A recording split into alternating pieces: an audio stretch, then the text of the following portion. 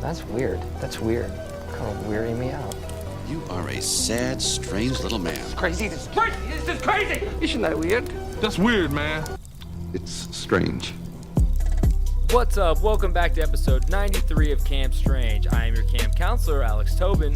And I'm your other camp counselor, David Stokes. And we're back to bring the spooky, wacky, weird, strange, and deadly. And before we get into our longer stories that we have for you today, we got to catch you up on any of the news you may have missed in this last week. And David, I have a very interesting story right here. As Peruvian mayor poses as corpse to avoid arrest for flouting coronavirus lockdown. So apparently, this mayor was out drinking with his buddies in the town of Tantara on Monday night. And they weren't supposed to be out drinking, obviously, and he was defying public health orders amid the pandemic. And the popo rolled up on him.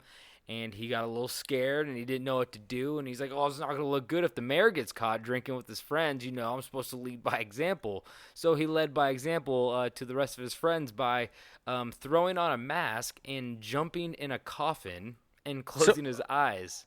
When you say he threw on a mask, you mean like the typical masks that people are wearing today? Or was it like a spooky goblin mask? I don't think... You know what? This article doesn't specify. Let's go ahead and say he's wearing a Nosferatu mask. then the town has a whole fucking new problem on its hands. He crawls in there with a fucking vampire mask, and the guy just like runs over and shoves a stake through his chest. He's like, ah! And he's like, oh fuck, that was a vampire. Check that shit out. So I guess my next question is, did the coffin have a lid on it? Like Was he hidden? How did they find him in there? You know what? I don't know. I'm guessing that it's like, you know those coffins that like old Western towns had to build because like so many people died every day? And they're just kind of like little Dracula wood coffins with no tops. And they just shove people in them and then lean them up against a barn and take pictures next to them and shit like that. I mean, business was booming for coffins. For coffin makers, for sure. Yeah. And, I guess this guy just fucking laid down in there, threw on a mask, pretended he was dead. And, like, the cops were like, that's the mayor. They're like, they knew it was him, apparently, even with, like, the mask on and he had his eyes closed and everything. And they like took pictures of him, and they're like, "Get the fuck out of the coffin!"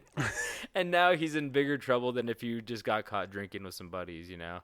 Yeah, but that offends a lot of the dead people. But he must have been pretty drunk to just be like, "I'm gonna talk my way out of this." Like he didn't even resort to being like, "You know what? I'm the mayor. They're the police. I'm just gonna be like, oh, I was having a meeting with some of my neighbors and just talking about what we're going to do, the steps going forward." He was like, oh, fuck, they're going to know I'm so fucked up. Like, better pretend I'm a dead body in a coffin, in an open coffin. You know you're a shitty mayor when you realize that you have to hide from the police. If you don't have an easy way out, that's not a good sign for your mayorship. They're going to drink my Cuervo. Here, hide it. We got to pretend like we're dead. That's crazy. I know. Yeah, obviously, I don't think a re-election's coming anytime soon for him. But wow, he left behind a legacy, and that's what a I hero. Like about him. So I got a news story here, and it says brothers allowed Black Widow to sting them, believing they would turn into Spider-Man. Oh, you know what? That is a thought that went through my head. For sure, when I was younger. But the main thing I have, the main question I have is, do Black Widows sting? I thought they bit. Do they have stingers? You know, I don't think. I think maybe that's just a more broad term for it. I thought they bit too. Because like they're poisonous, obviously, and like yes. I don't know if they're stingers, but I think they're venomous. Oh, you're right. Yeah. I believe a venomous means that if it bites you, it'll poison you. But poisonous means if you eat them. If you bite it. Yes, you're correct. Yeah. But I also know something about venom that like if you could suck like the venom out of like a wound and you can like get it in your digestive system and it won't be harmful to you. But if you get it in your blood, then it's harmful to you. That's why like people can suck like rattlesnake venom out of like a bite or something like that. Because it's only if it's in your bloodstream. Unless you've got an ulcer. That's true. If you have a cut in your mouth, you're fucked. So you better Yeah. make sure your oral hygiene is up to snuff. Yeah. This story was more funny before I clicked on it, and then I realized the kids were 12, 10, and 8. But I mean, I assume they were pretty young if they thought that was gonna happen. yeah, But are they okay? yeah, I believe so.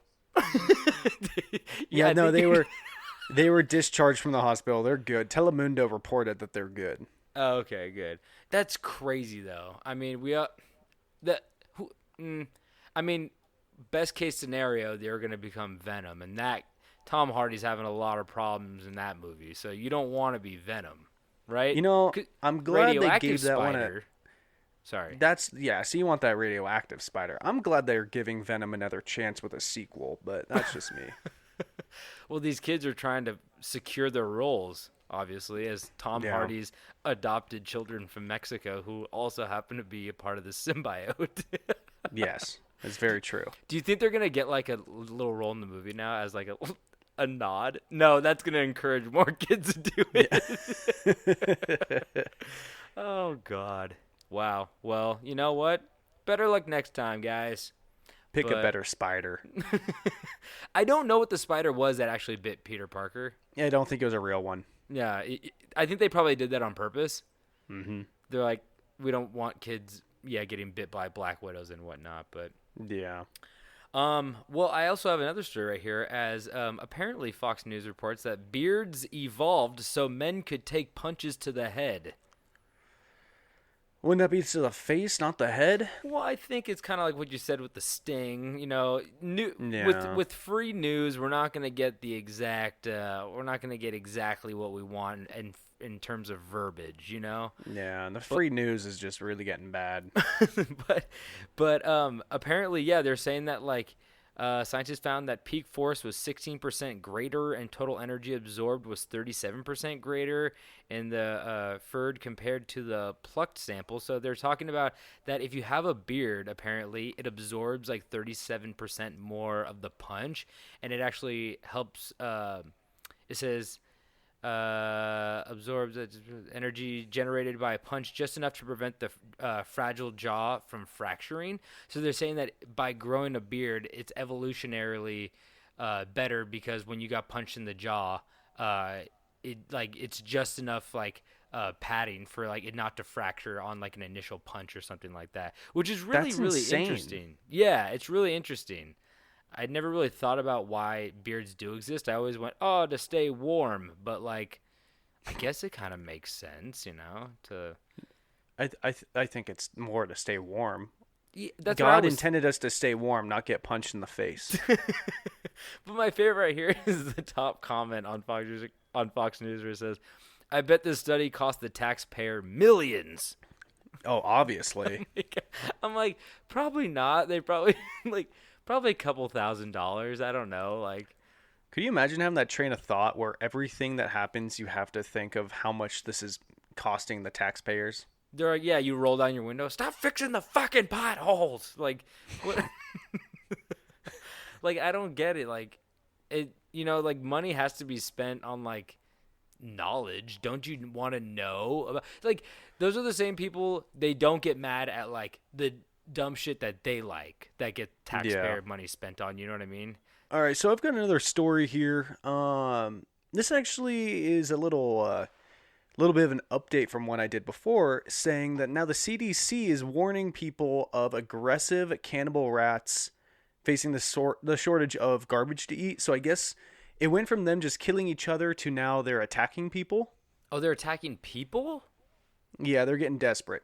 Oh, when you said cannibal rats, I thought you just meant that so it went from like starving rats to desperate rats to starving rats to cannibal rats to now they got a taste for human meat and their hunger can't be quenched.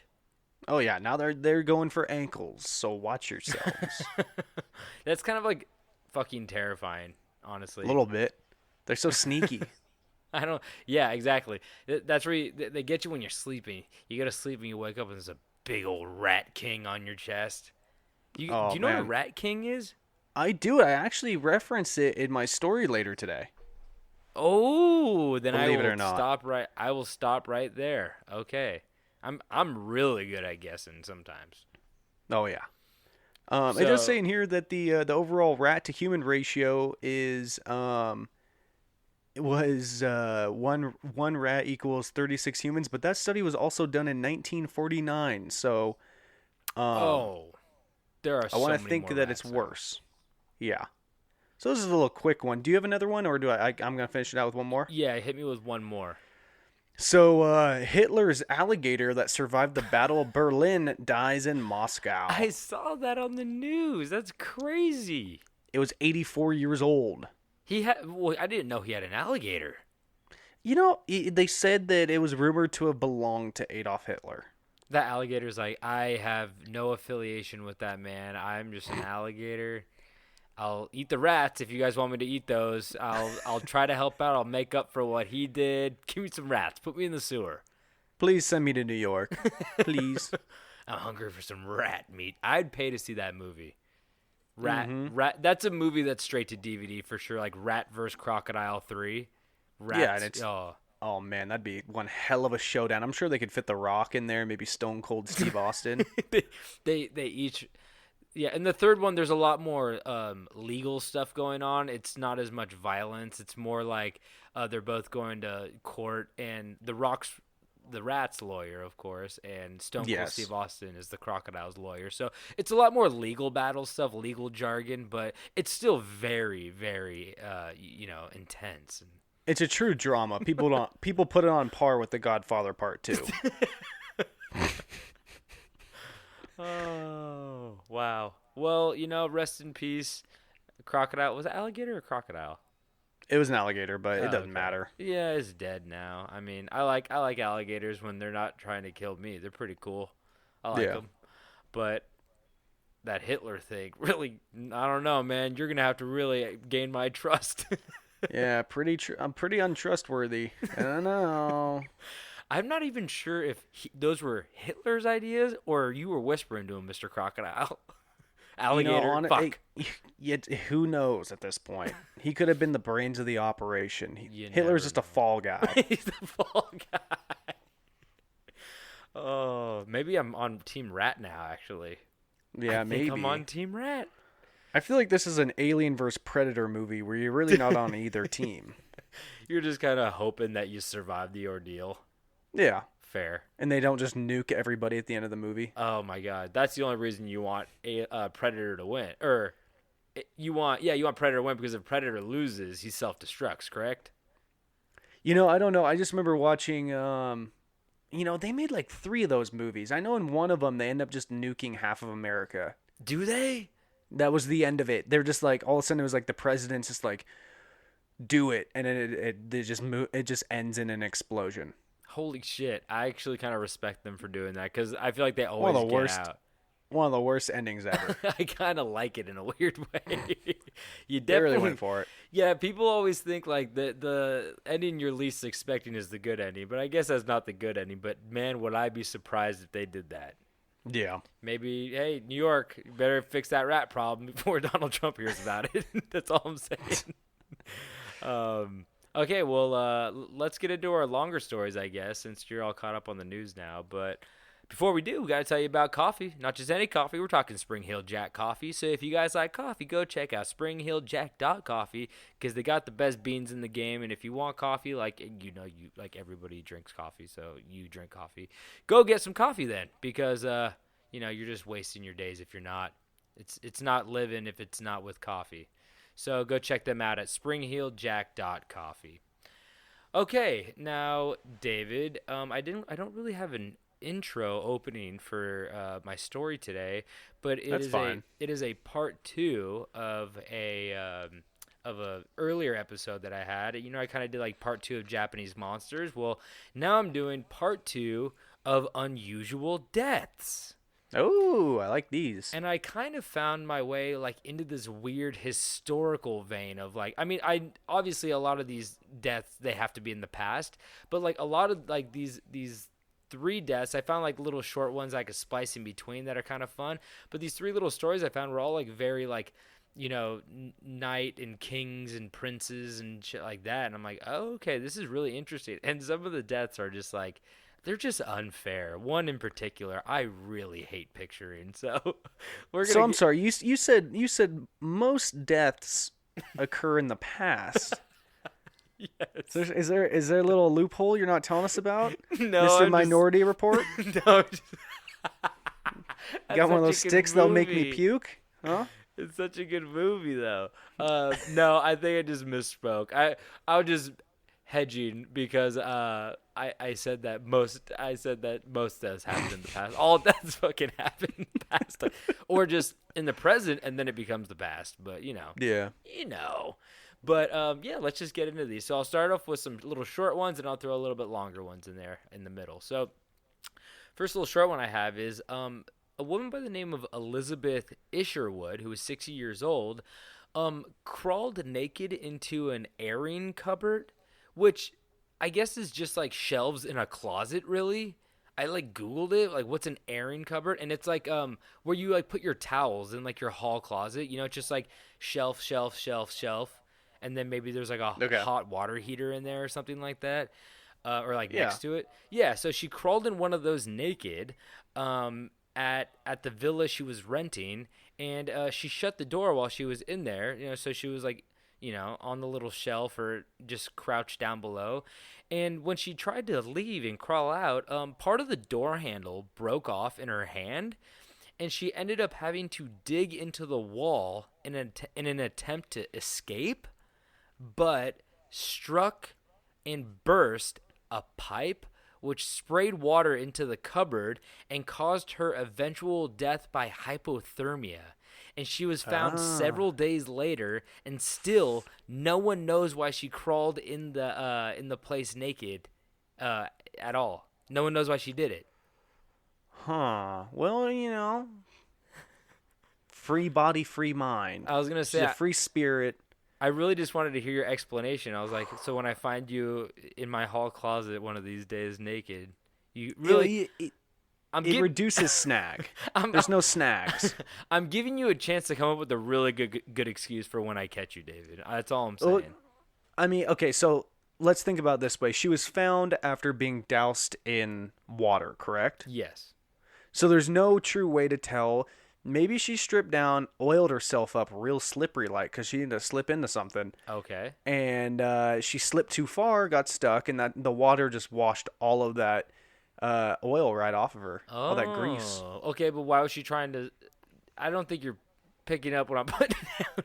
Why was she trying to crawl in there oiled up? Doesn't matter if she's oiled up or not, David. Why is she trying to squeeze her way into the airing cupboard? She heard a nest of birds in the walls. Oh, that's a problem. You can't sleep with that. She probably heard a beeping fire alarm. Like when it's running low on battery and you can't find it in the house. Everybody knows that sound. I honestly think it's impressive with our quality of effort that we put into this podcast that we have gone 93 episodes without having a single one of those chirps in an episode. Have we? There's one in my neighbor's house that I hear every once in a while. So maybe you pay real close attention. You may be able to hear one. I might have picked it up. If you listen really closely at night. But I'm just trying to figure out why she didn't try to kick down that door. Obviously the door is... she was too greased up. Less thick. Well, you try to go through the wall. She tried to kick and she just scooted backwards. There's a part of me that think that there might be some mental things going on there, and I don't know if they put it in the story, but that's about 90% of our stories, unfortunately. It's true. Okay, well, let's move on to the next one because I don't think we'll ever figure out that one. So, a man by the name of Sigurd Okay, let me try this again. Sigurd Eysteinsson, a.k.a. Sigurd the Mighty, I was going to say, he sounds like a lion tamer. Oh, yeah, no, he was a Viking. Okay. So, in the same vein, a.k.a. Sigurd the Mighty was a Viking earl who ruled the Orkney and Shetland Island off the northern coast of Scotland. And during his reign, he launched an invasion. Just a little background to who he was. And during his reign, he launched an invasion of the Scottish mainland, which conquered northern Scotland and the surrounding areas. And Sigurd was actually a great warrior and leader.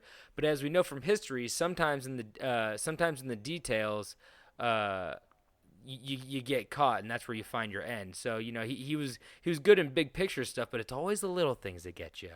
So Sigurd's bizarre end came when, during the course of his conquest of northern Scotland, he challenged a local chieftain by the name of Mild Brigty.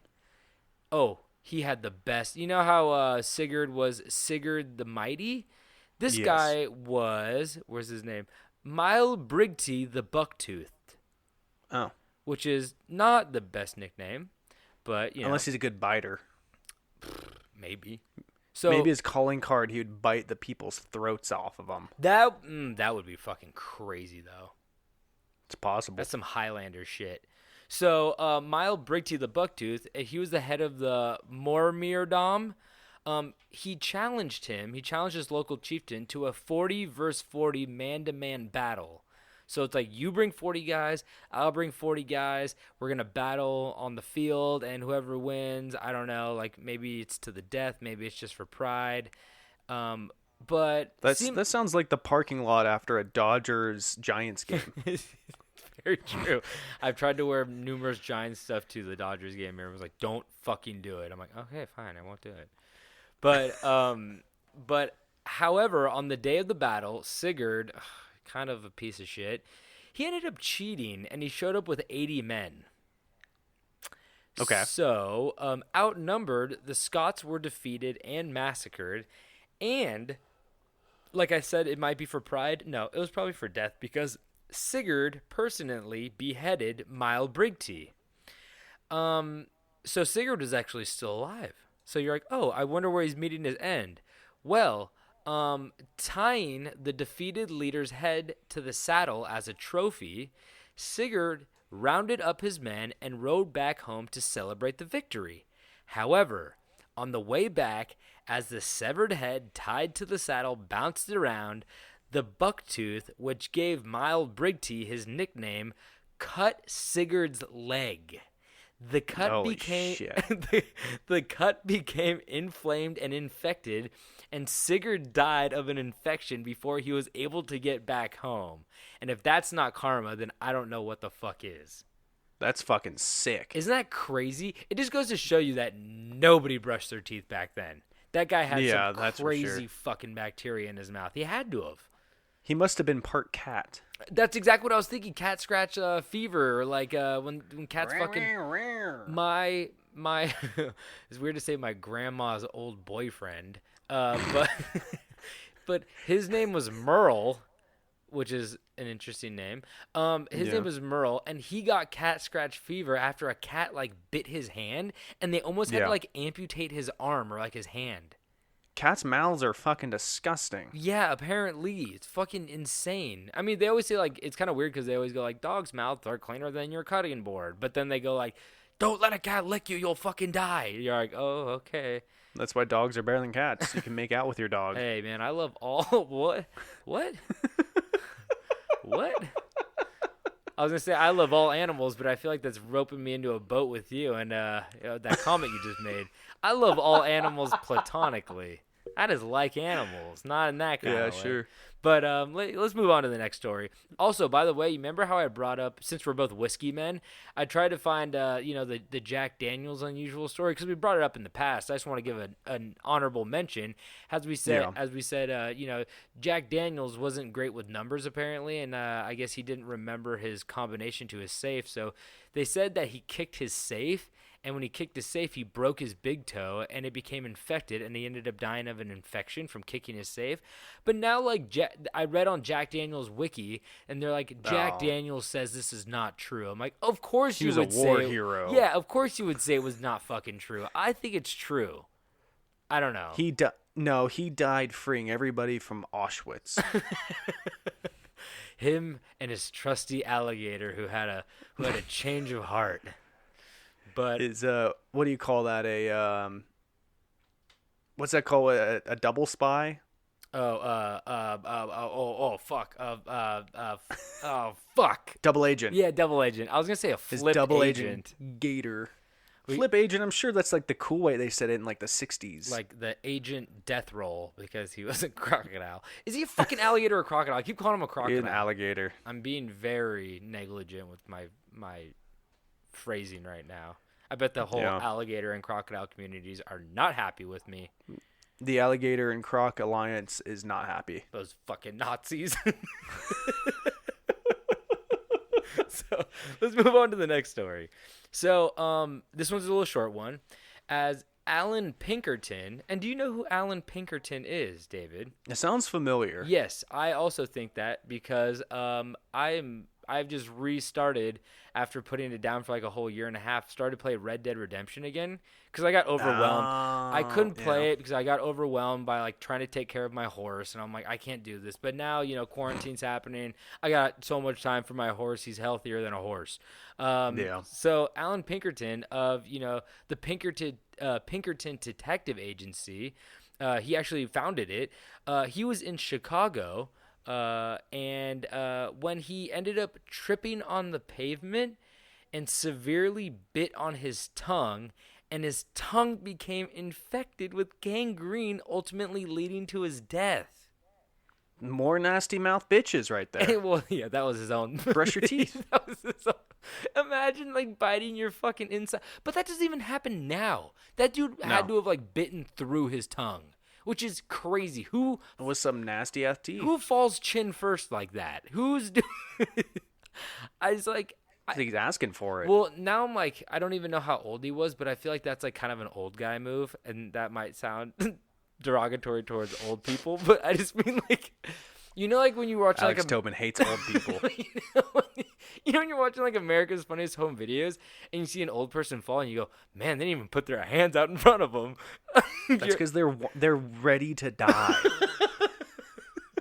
They're trying to break on through hell. Bro, I need to get through that crust to go see the devil. I got a bone to pick with him.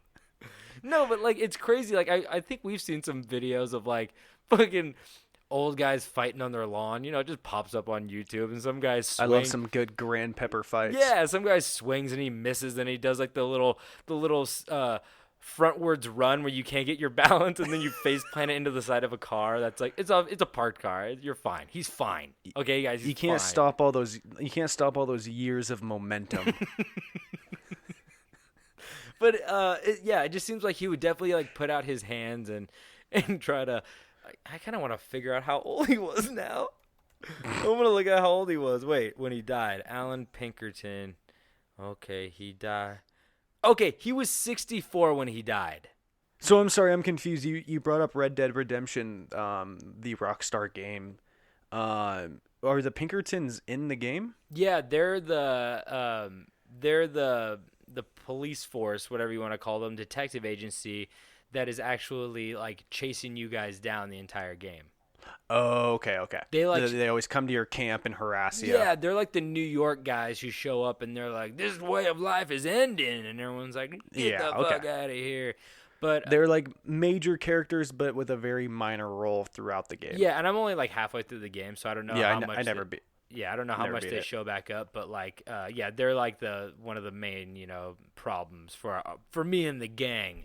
But I don't know if you heard me through the connection, but he was 64 years old, which I don't really consider old, but that's old enough. No, but for then, that's old enough to fall and bite through your tongue, I guess. Which is not. It's weird. Which is not an opinion; it's a fact. It's something that's easy to do from the ages, a day old to 11, and then you get a big span from 12 to. I'm gonna go ahead and say 45. Okay. I think, and then once you're 46, you're gonna start doing that old man fall. Yeah. The old man fall is like, you seen everybody do it, and you're like, oh my god, like they didn't even try to stop themselves. That was crazy. I mean, obviously everybody is different. I'm sure there are plenty of people in that age group that are fine, but I feel like the general age group, Yeah, you got to watch out. After 45, you're just ready for the great beyond. Yeah, and those are like the old people falls where you see them coming from a mile away, but you can't do anything about them. They're like across the room, and you see Grandpepper just tilting. He's holding the lasagna. He just pulled the lasagna out. And all of a sudden, you see him start going back on his heels, and you're like, what is he doing? He's holding a hot lasagna. It's hard because you see them start to fall, and they're literally falling for 15 feet. And by the...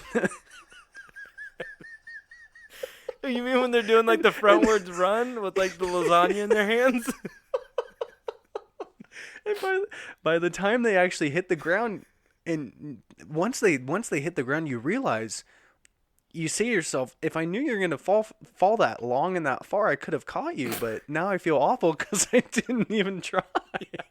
Exactly. Where you're like, you thought it was gonna be a quicker fall, and then it turned out to be like, now you're standing next to him and he's about to fall, and you're like, I don't know, he's too low though. You know, I didn't get crouched enough. But you know, it happens. It happens. Sometimes you just bite through your tongue. So, but okay, let's move on to the next story. So, Charles II of Navarre, also known as AKA Charles the Bad, they got really good, nicknames. Can we bring that back? Can we bring back the AKA things? Oh yeah, I feel like that's really died. Yeah, I agree. I think it needs a resurgence now. But but he was a powerful French magnate. I don't know what that is, but I'm just guessing noble of some sort. And he had extensive holdings in Normandy and other parts of France. And he earned the epitaph "the Bad" because of his propensity for intrigues, bad faith dealings, betrayals, dishonesty, double crosses. There we go, double agents. And as he attempted to expand his kingdom at the expense of France and Spain, so he was basically kind of fucking over his home country and like kind of working with the English to like, propel himself forward, but like kind of fucking over like his country. So during the 100 Years' War, he plotted with the English to betray France by poisoning the French King John II, but was luckily caught, imprisoned, and he actually escaped. After he escaped, they caught him again, and then they stripped him of most of his holdings in France. So he lost like most of his land because like this is treason. You're a piece of shit. You're just trying to like go behind our back and like you're basically trying to take out our leadership so the English could come in, take our land, and then like make you a noble. He's a regular Benedict Arnold before Benedict. So Charles the Bad's bizarre death came in 1387 when an illness that impeded the use of his limbs led a physician to prescribe that he be swaddled from head to foot in linen cloth steeped in brandy or other spirits of wine. So he couldn't move his limbs, so they're like wrap him in bandages and soak him in alcohol. That was the treatment. And here we go. So a maid tasked with securing the swaddling cloth snugly around the king's body by sewing it in place with yarn realized when she was done that she had no scissors to snip the excess yarn that she just stitched the cloth around him with, which resorted to a common alternate method for thread cutting. So she reached for a candle to use its flames to burn off a section. Like when you kind of singe, like, you burn a rope or something like that, or like a piece of string, and you could cut it. But the alcohol-infused cloth caught on fire, and Charles the Bad, tightly swaddled, he literally had alcohol-soaked bandages sewn around him, and he was tightly swaddled in it. He caught fire and was unable to escape. So he was just like a fucking candle. A flaming mummy. Yeah, basically. Yeah, exactly. And he suffered horrific burns all over his body and lingered for 2 weeks in extreme agony before he finally succumbed to his burns. So he had to so he got like horribly burned and then just sat there for 2 weeks and been like, I'm gonna die of infection. Everybody just ended up kind of dying of infection, I feel like. That's like, if you get stabbed and they go like, oh, like we stopped the bleeding and we sewed you up, and you're still kind of fucked. Like that was a poop knife. That was the knife he cut his poop with. Oh yeah, you gotta chop those up. I wonder when did they I wonder if much of this is like tetanus. I mean, Like, when did they bring the tetanus shot in? ooh. Because everything was rusty back then. I mean, this was, what did I say? What year was this? 1387. I'm going to guess the 1800s is when, like, tetanus shots came into play. I could be Yeah, I don't wrong, know. but definitely I not. can't tell you how many times in my life I've called my mom and said, "Hey, when did I get my tetanus shot? Am I good?" I know. Is this like every 10 years or something like that? Which is like, thank God, because they need to make those vaccines longer because I forget. Yeah. I always forget. And that the day after I step on a rusty nail, I tell you. But it was, I'm just waiting for that interface to come into my forearm so I can touch the touch screen and it can tell me how much longer I've got on my tetanus shot. oh man, I can't wait to be half robot. But the interesting thing is, too, is that like this was during the 100 Years' War, which is like what Game of Thrones is based off of. Oh, and that's the war. Okay. That's the War of the Roses. I take that back. Fuck. I was gonna say. Yep, I didn't I'm know wrong. that. But anyway, this was still like, knights and fucking rapping people. And just the fact that his cure was soaking him in alcohol shows you that they didn't have tetanus shots. Yeah. They're like, no, this is going to cure him. So at least he might have been a little drunk before he caught on fire. That would have been. I hope so. Yeah. So here's another little quick one, and then I have one a little bit longer one to wrap it up. So Gareth Jones, an actor, died of a heart attack between scenes of a live television play called Underground. It's kind of like when they do now they do like the All in the Family thing around Christmas time, where they do like a live telecast like play. But I guess he did. Yeah. I guess he died like middle of the play, and other members of the cast improvised lines such as, "I'm sure if so and so were here, he would say," to compensate for Jones's absence. So they're basically like, instead of him coming back out and like reading lines because he was obviously dead and they didn't cancel the play, they just had like other characters go out and be like, "I bet old Johnny would be like, why I yada," and they're like, "Really? You would say that? He's dead in the back." They're like, "No, go on with the play. He's good." They didn't just get the elderly ushermen to come in and play the role. Yeah, they should have had a ringer. I don't know why they didn't have an understudy, but it would have also been weird to maybe like see this guy in the first half of the play and all of a sudden he runs and he's like a different person. You're like, He's put on a sign that says the other guy's dead. he's like, "You guys like my new shirt?" And it's like the other actor died backstage, and everyone's like, He said "What the fuck does that mean?" the guy's a different ethnicity. But you want to know? Yeah. Do you want to know the best part of it though? Coincidentally, Jones's character was supposed to die of a heart attack in the later scene of the play. Oh. Ooh, he was too early. Oh, he fucked up. He's like, Womp, womp, womp, womp, he's standing on the stage and he goes, "Line," and they go, "Heart attack," and he goes, "Ah!" and grabs his chest and falls over. Oh, that's sad though. I'm sorry. It is sad. I'm sorry, We- Mr. Jones. Anyway, I've had many people comment how distasteful some of our jokes are. So there's another one for you guys. that's another one for the greatest hits album. So I will read this last little story right here because this is the death that really fucked me up, and it got me a new form of fear that I didn't know I was gonna have. So let's get into it real quick. So Edmund II, a.k.a. Edmund Ironside, was one of England's short-lived kings who would rule the country for not even an entire year before meeting his end. Edmund became king after his father and notable, horrible king, Ethelred, his name's Ethelred. Ethelred the Unready died. How shitty is that? Like, it's different to be like, "Oh, I'm John the Bad." Because then you're like, "Oh, he's just like a bad king." But this guy, like, they felt so bad for him, they called him Ethelred the Unready. They're like, "Dude, this guy just, like, is not ready, like, to run this country." Like, Were they calling him that when he was alive, or did they call them that after the fact? you know what? I think everybody always calls them that while they're alive, but it doesn't really get back to them. You know what I mean? Yeah. And then once they die, everyone's like, "Hey, so, like, you knew of the nicknames, right?" Like, all the, like, he's probably heard it in passing, but, yeah, what a You saw the TMZ article, right? Exactly. Who wrote this? Who said this shit? Anyway, so Edmund, his son, was a much better needed improvement to the throne, and even received the nickname Ironside, a much better moniker than his father, for his staunch resistance to massive invasions from the Danes. So he got the nickname Ironsides because he was so good at like defending the castle and the lands from like the invading Danes.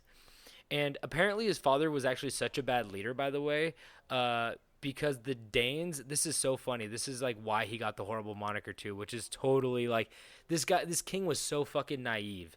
So he got it because the Danes kept invading his territory, so he decided that he would pay them off to make them go away, but the Danes just kept taking the money and then asking for more money not to attack, eventually bankrupting the kingdom. So they're like doing the mafia shit where they're like, you want protection money? Like, we need protection money. We're going to protect you from other people. And he's like, okay, here. But like, really, he was paying them to protect him from them.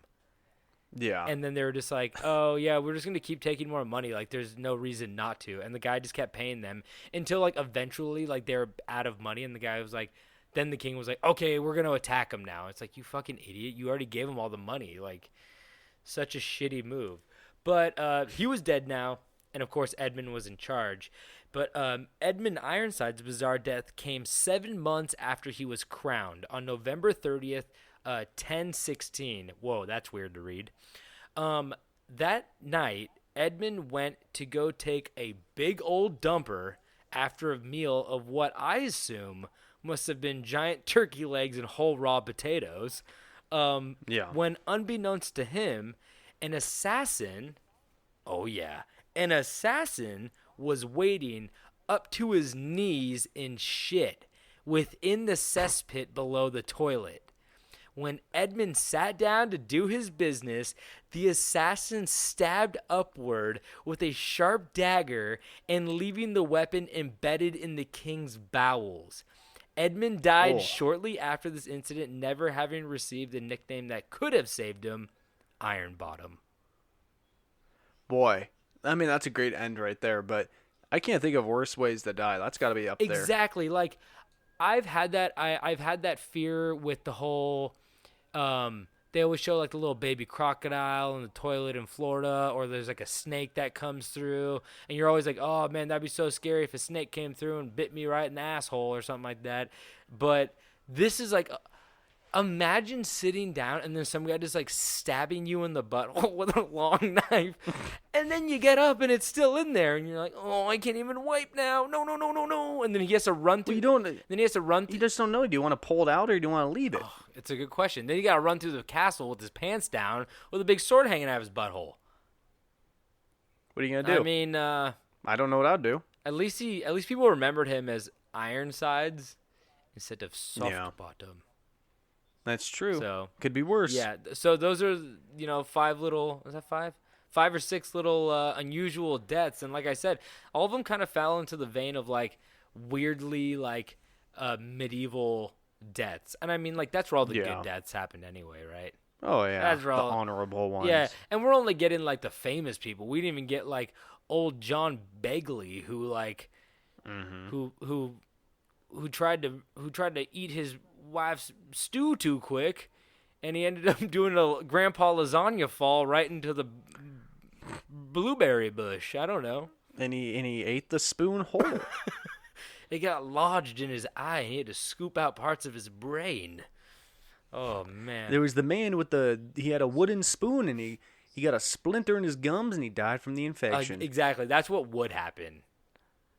I'm sure it did. Like somebody threw a paper plane at him and it nicked him right in the ball sack, and he died the next day from a paper infection. Straight out. Paper clip infection, paper cut infection. Anyway, okay, well, those are my stories, so there you go. Alrighty. Well, today I want to talk about the deep, dark world that many Americans participate in every day.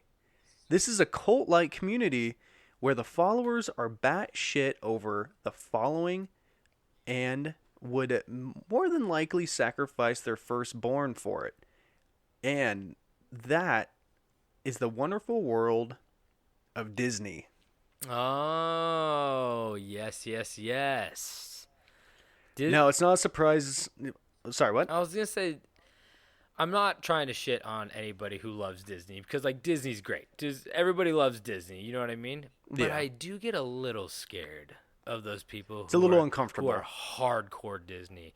And like I said, Yeah. to each their own. I have hobbies that probably people are like, that's a lame hobby, or that's kind of weird. He's too eccentric about that. But I have a problem when you show up with all your pins on your lanyard and you want to trade me like the fucking merchant Yeah. from Resident Evil 4. He's like, "What are you buying?" Yeah, it's got the little trench coat. Didn't he have a monkey or something? He did not have a monkey, but I would have bought. Well, he should have. I would have bought more stuff from him if he did. Yeah. So now it's not a surprise that there are many secrets of Disney, but I found some interesting topics I thought we could talk about today. And so I want to start this list-like activity off with some terminologies. I want us to get familiar with some of the secret terminologies used by the park employees. Oh. So you know there's all those secret employees and they all got their little headsets on. Now, it's no surprise that even in the world's happiest place, there will be some stinkers, little stinky boys.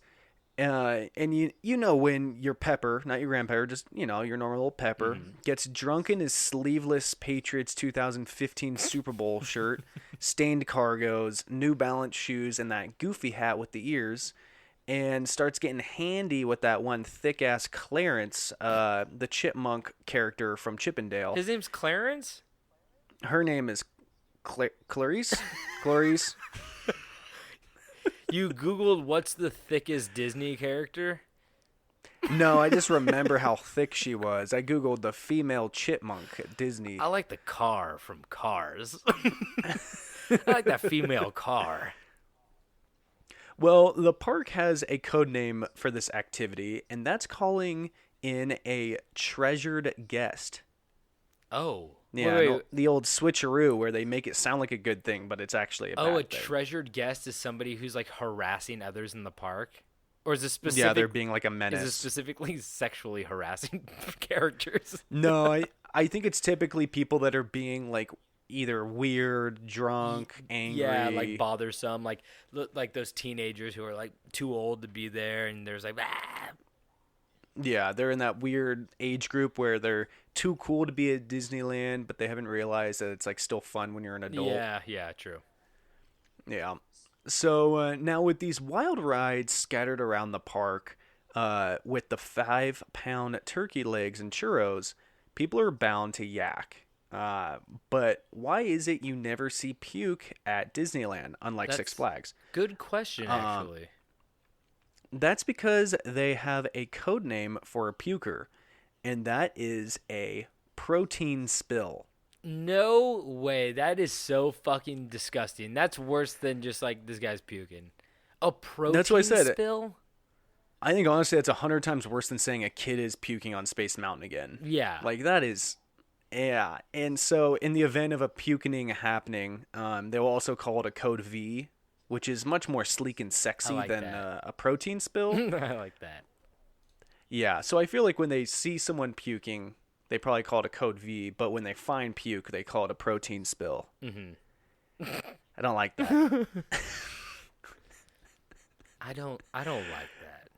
One time I had to clean up vomit in the grocery store I worked at, and I didn't know it was vomit, and they're like, clean up over here, and I was like, is this Top Ramen? And they're like, nope. And I was like, oh. It used to be. It looked like Top Ramen.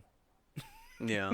Oh God. That's one Cup thing I noodle. know. I don't do puke very well. I don't do puke, pee, blood. I couldn't be a nurse. I could not. I mean, I've picked up my, when my dog was a puppy, I've mopped up the pee. I've picked up the poop in the house, but when the dog throws up, that I walk away. I make someone else do that. Yeah. Can't do the puke. I don't like that. I mean, maybe when it's like my kid, because you're like, it's my kid, but like, it's still. That's my puke. That's half my puke. So it's no surprise that with children, it's only a matter of time until the piss comes around. And believe it or not, They still let piss boys kids in the park? Oh yeah, they can't weed that out. Their piss boy sensors they weren't reliable at all. No way of telling. So believe it or not, kids pissing themselves or in the bushes in the 3-hour long wait to get whiplashed on the Indiana Jones ride is a serious issue. So they have a code for it, and it's called Code Winnie. Oh, as in, you would think they would save that for like a poop problem, right? Yeah. Well, the code gets its name from Winnie the Pooh, obviously, which we all know doesn't wear pants because he's such a big piss boy. He needs to separate any chance from the pants getting in the way of his lifestyle. I was about to say, I think he did own pants, and they're just soaked in piss constantly. He was chafing up. Yeah. He's like, get rid of the pants. What's the point? And you get these little kids coming up to like take pictures, and they're right at that pant level. It was just a bad recipe. I don't think that's honey in that pot he has his head stuck in, I tell you. Something's come out of there, and I don't think that's honey. So now this is the last code word I have for today, and this one might disturb you a little bit, and it disturbed me, and it was actually it surprised me when I first read it, but then when I thought about it, it wasn't that surprising.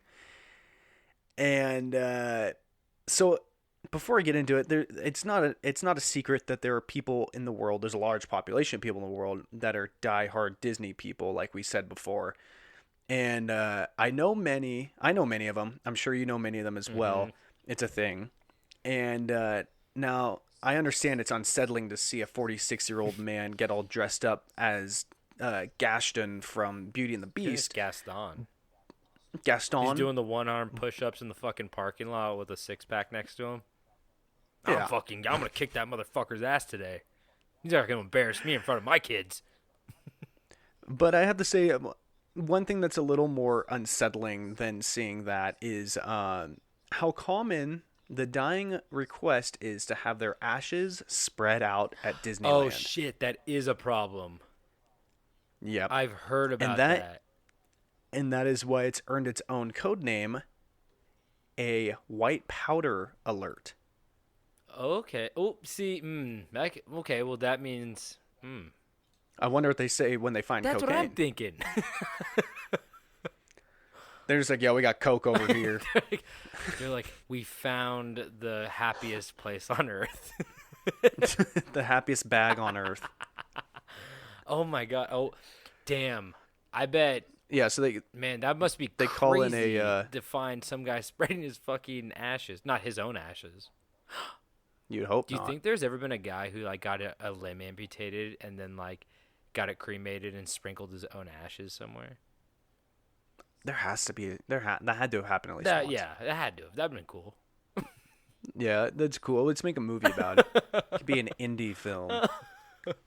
Fuck, that's crazy. I wonder how many people they've caught actually trying to spread their ashes. And Yeah. where would you spread them? Well, I think it would all depend on, who's doing it. Some people probably want them in the water of the Pirates of the Caribbean. See, Some yeah. people want it the big castle that's actually not that big. You know what I heard a lot of people do? I heard a lot of people do it in the Haunted Mansion graveyard.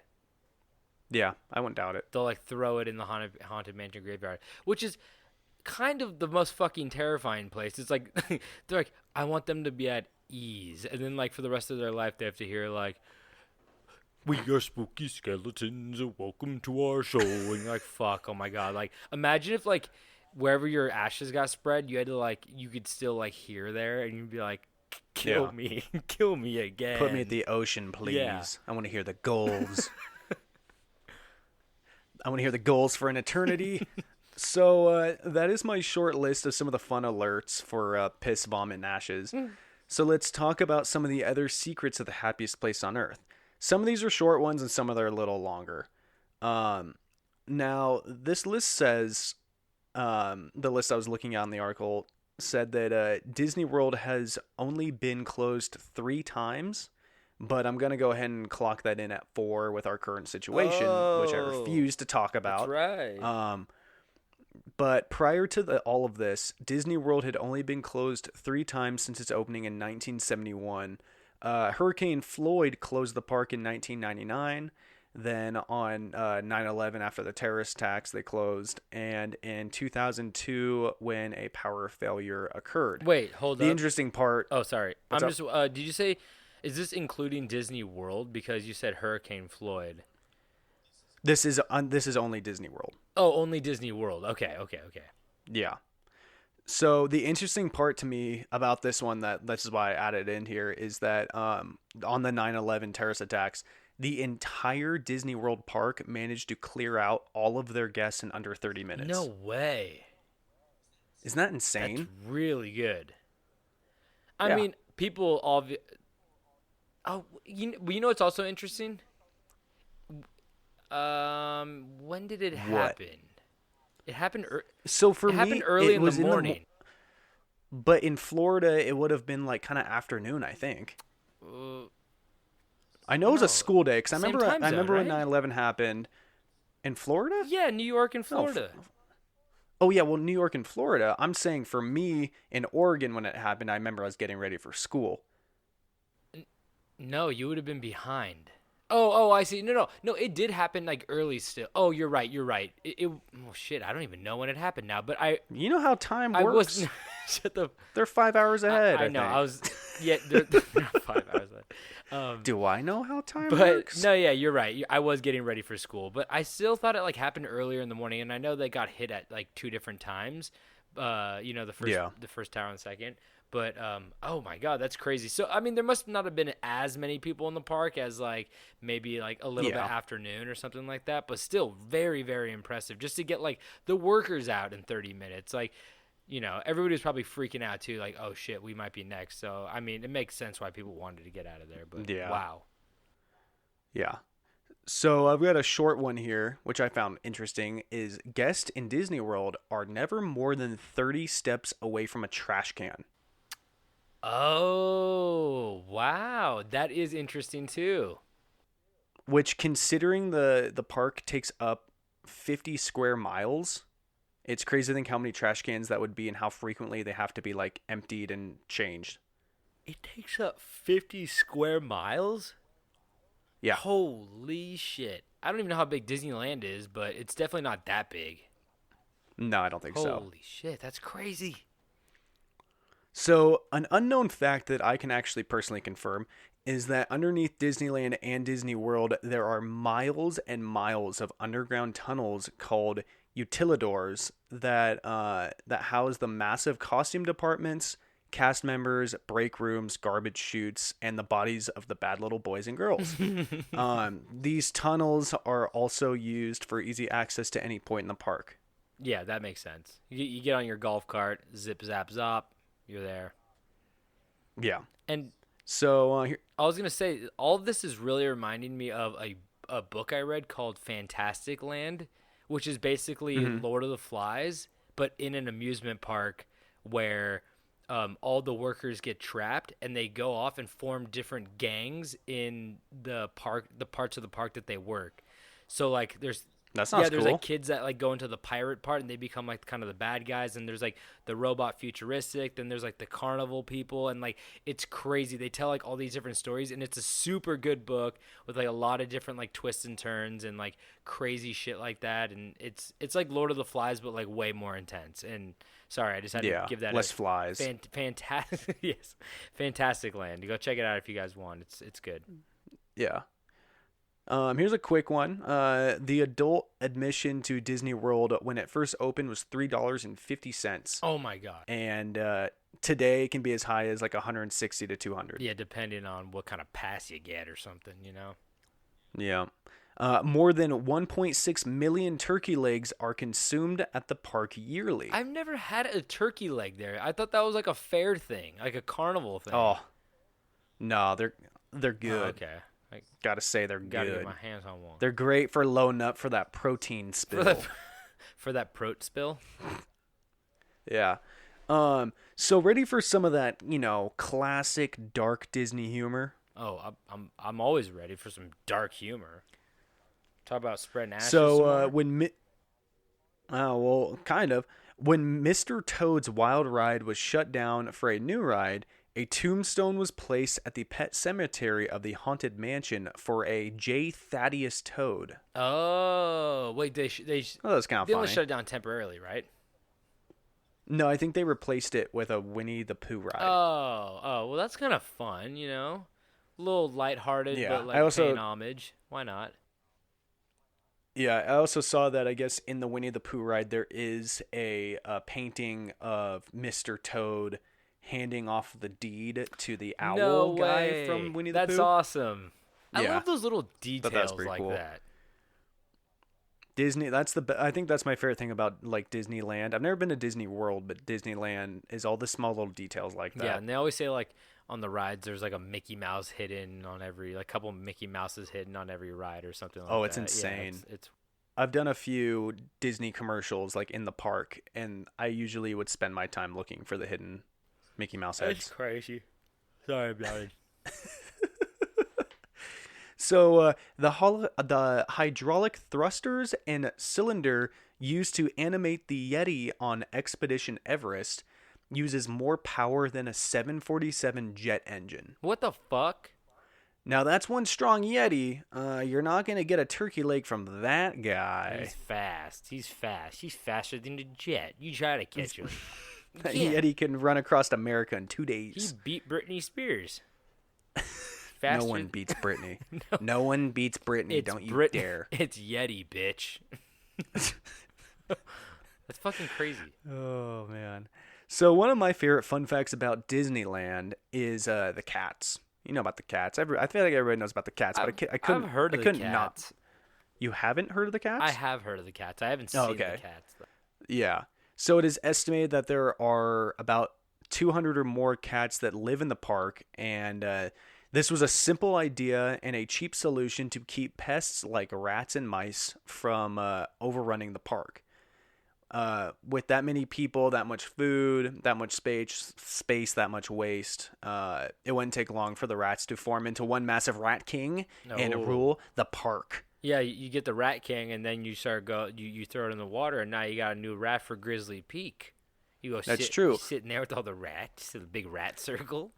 But Do you want to take a second to explain what a rat king is for the people that don't know? Oh yeah. You guys, for a Rat King, they usually form in the subways of big metropolises, but it's basically when all the rats are forced to get close to each other in these tight situations, and they all start pooping and peeing and getting all tangled up in each other. And what eventually ends up happening is that all of their tails actually become either tangled or caked together by feces and urine, and they form this giant rat circle where all the tails are connected. They look like a giant sunflower made out of rats, where all the tails are connected and everybody faces outward, and they have to work together to move as a cohesive rat king. And there are actual mummified rat kings that they had found in the New York sewers and trains and subways and stuff like that, where like they have rat kings. You like Google rat king and find like mummified rat kings from like even back in the day, you know, and it's the most fucking disgusting thing you could ever think of. It's truly horrifying. I mean, you call it horrifying. I call it an incredible feat of nature. Nature finds a way. Yes, it does. So, we all know the Disney creator Walt Disney is dead. But Tobin, oh man, you're gonna love this one. When Walt Disney died of lung cancer in 1966, do you know what his last words were? I didn't know he died of lung cancer. Yeah, they smoked a lot. I'm gonna say it's a small world. Walt It's Disney. a small world. Walt Disney, one of the most historical people, like the most well-known people in the entire world. His last words, well, they weren't entirely words, they were a name. And that name was Kurt Russell. What? The last thing Walt Disney said before he died was Kurt Russell, What? who at the time had just signed a 10-year contract for Disney movies. What Disney movies is he in? I don't know. Maybe the contract ended when he died or something. I have no idea. Oh my god. Imagine if you were Kurt Russell and someone was like, "Hey, do you know what his last words were?" No, what were they?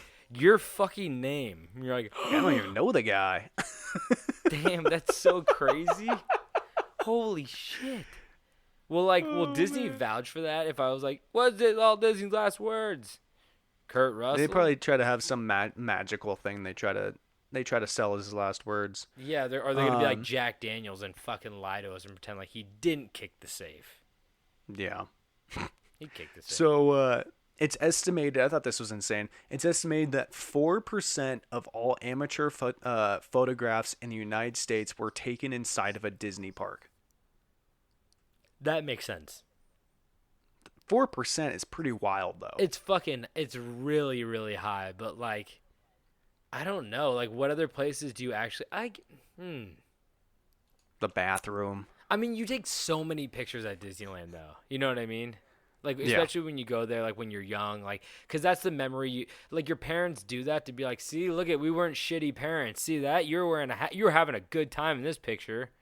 Yeah. Like, they didn't take a picture of me sitting at the sink with my elbows deep in soapy water, scrubbing, doing laundry, wearing a bandana like Rosie the Riveter, trying to fix the floorboards when I was 7. Chain smoking cigarettes. Yeah, they only remember the good times. Not when Grandpa fell with the lasagna. So now that we've done a few little fun facts, let's talk about the one thing Disney has tried their best to hide, and that is the deaths and injuries of Disneyland. Ooh, I've heard of... And Disney World. I think I've heard of some of these, but I don't know them in detail. I've, like, heard passing, where you're like, oh, that happened. And you're like, really? And they're like, I don't know. And I was like, oh, okay. Why'd you say it? So, employees who take on the task of engineering, creating, and supporting the ideas of Disneyland are named Imagineers. I did know that. That's their own kind of thing, yeah. And there was an Imagineer named George, no last name included, who was killed during the building of the Pirates of the Caribbean. It is widely believed that George's ghost still haunts the ride to this day, and workers developed a habit of saying "Goodnight, George" before the ride is shut down every single night.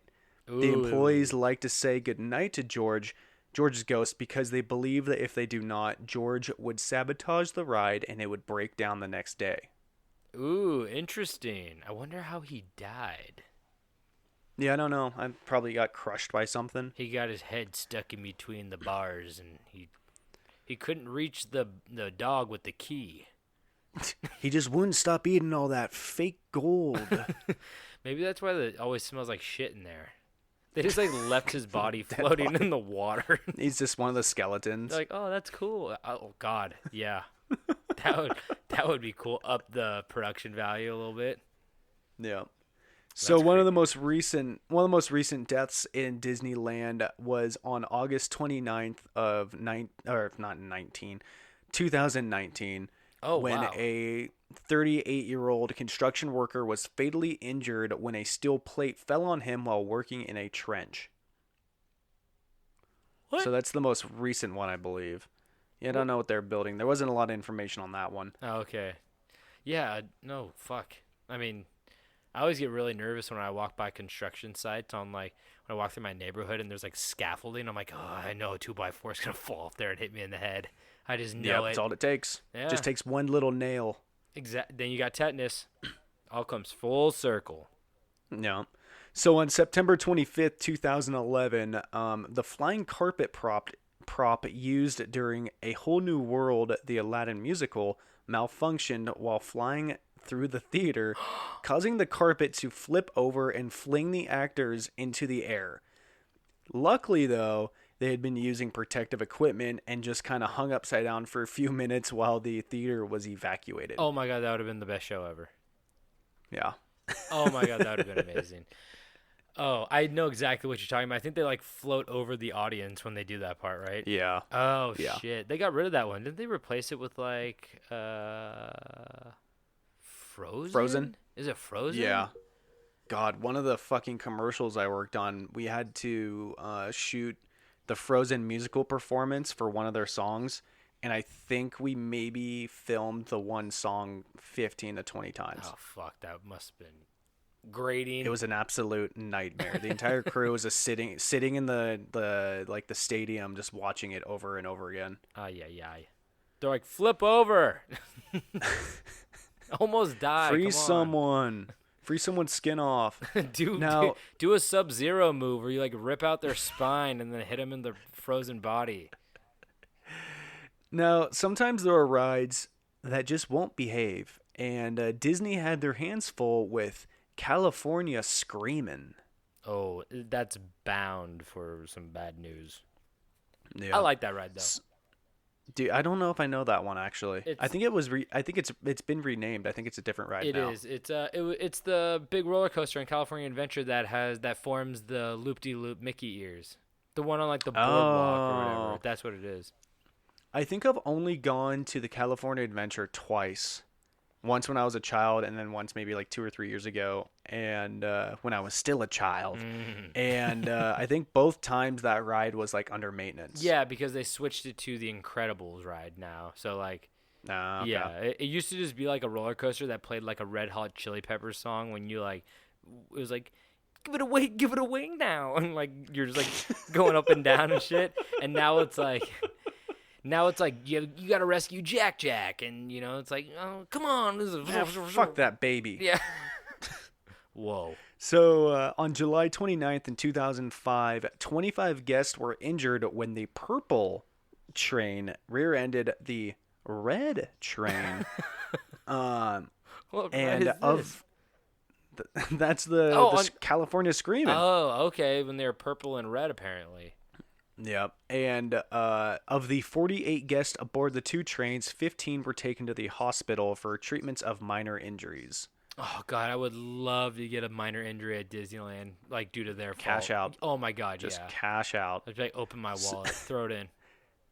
And on July 22nd of 2011, 23 people were rescued from the California Screamin' by firefighters when a person's backpack fell off of the train and landed on the tracks, causing the orange train to stop. But no one was seriously injured. I think it was mostly just like whiplash. Oh, okay, just like from a sudden stop. Yeah. Oh my God. Imagine I just get like such bad anxiety. I think you're gonna say like upside down or something like that. I'm like, oh fuck. Yeah, that'd be the nightmare. So this one was just funny as hell because on May 2nd of 2016, a passenger using a selfie stick caused the park officials to shut down and evacuate the attraction for over an hour. Oh what? And because selfie sticks had been banned at Disney parks since the same ride, California Screamin', was shut down for someone dicking around with a selfie stick on one of the rides of June 2015. So like little under a year before that, there was someone with a selfie stick on the ride. I mean, that'll get you shut down real quick. Yeah. You can't be sticking selfie stick. You don't see as many selfie sticks anymore. They were kind of like a fad, like the fidget spinners. Oh, they blew up. And yeah. And the masks for coronavirus. I'm joking. Wear those masks. And like people love to shit on the selfie sticks because they look stupid, but I mean like they provided people with good photos. Yeah, it's true. It just makes you look it just makes you look like a tourist. But like other than that, yeah, it's not a bad tool. Speaking of those masks, by the way, it's kind of interesting how like my girlfriend was basically Katie was who? Fuck you. Was. She was talking about how, like, you could order food and some places are, like, selling masks and hand sanitizer. And I was like, oh, these are the new fidget spinners where it's, like, every store. Yeah. Remember when, like, every fucking store had fidget spinners? You, like, walk into, like, a Joann's Fabrics and then you walk into a 7-Eleven and then you walk into, like, a burger store and they all had, like, fidget spinners. And I'm like, why the fuck does everybody have these? And now everywhere has It wasn't masks, oversaturated at all. But I get why the mask thing is, you know. You have so much. That's a concern of health. You could just have so much more fun with a mask. Longevity. Yeah.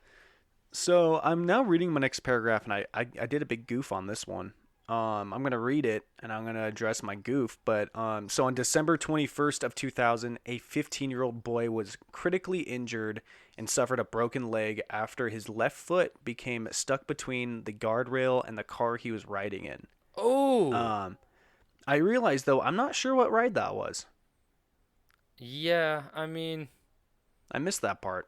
Fuck. I mean, still. I mean, it don't matter. His leg broken. Get him out of there.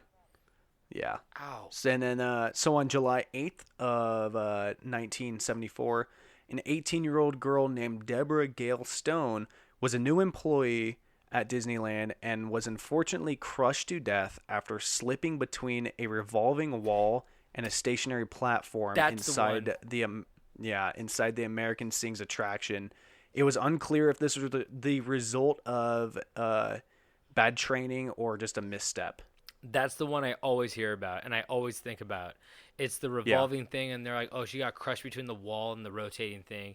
And I was like, oh my God, that is so fucking scary and frightening and all of the above. Because I think she was performing like on a stage. Oh, okay. And it was a moving stage, and she wasn't supposed to be standing there. Oh my God. It's so bad. Yeah.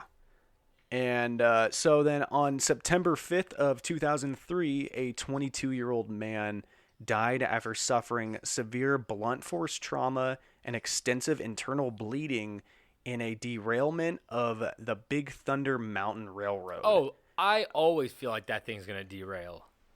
Seriously, not just that, but I always feel like my head's going to fucking hit the top of the goddamn cave it goes through. Yeah, because they have like the cross beams in there. It looks like an old mine, but like there's like lanterns hanging down. I'm like, oh fuck. And like they purposely make it all look like it's going to fucking fall over any second. And like it kind of, I mean, this is proof that it does sometimes, but even the carts are just like, you want to talk about whiplash. Like you're right, Indiana Jones for sure, but that one is just like so rickety. It feels like they're using real mining carts.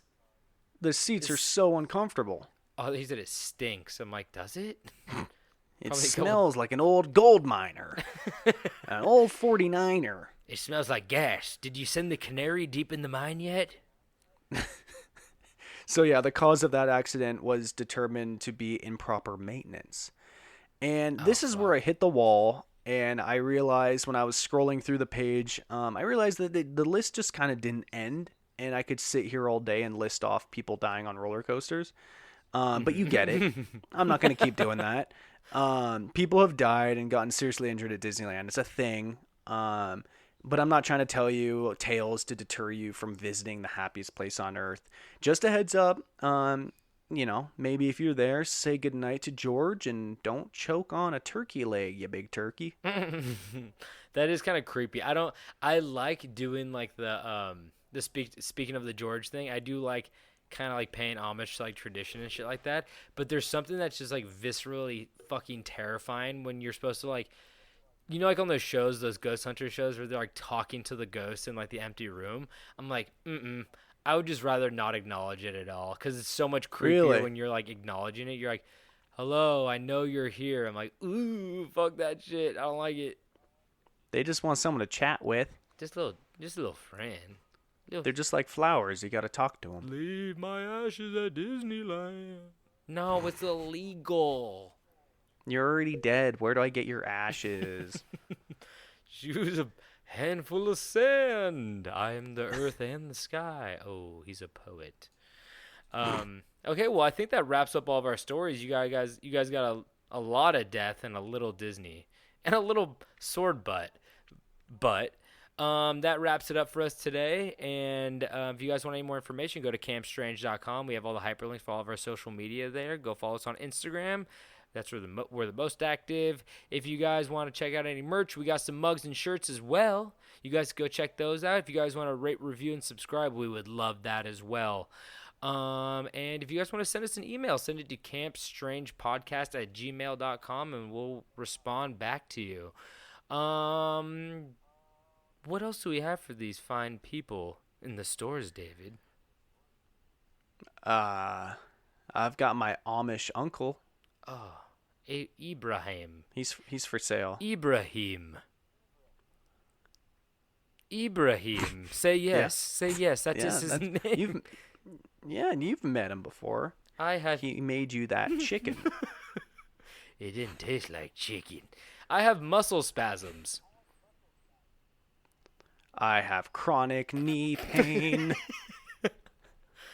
I have a transistor radio. Boy, I thought you were going somewhere else with that trans part. The transistor. I was about to end the podcast right there. I got canceled by the transistor radio group. They don't like it when I talk about them. I've got Yoda's tax reform. I have the final season of Sopranos on VHS. On VHS? VHS. Huh? I got all the dipping sauces you could dip in. I got a photocopy of my butt with a sword in it. I've got a mosaic painting of my lizard Lawrence. I have crippling debt. Okay, I think that wraps it up for today. David, do you have anything else to say before we leave? Do your taxes. I don't fucking know. Is it tax season? I never know. Save your money. It's all fraud. Taxes aren't real. And don't forget to stay strange.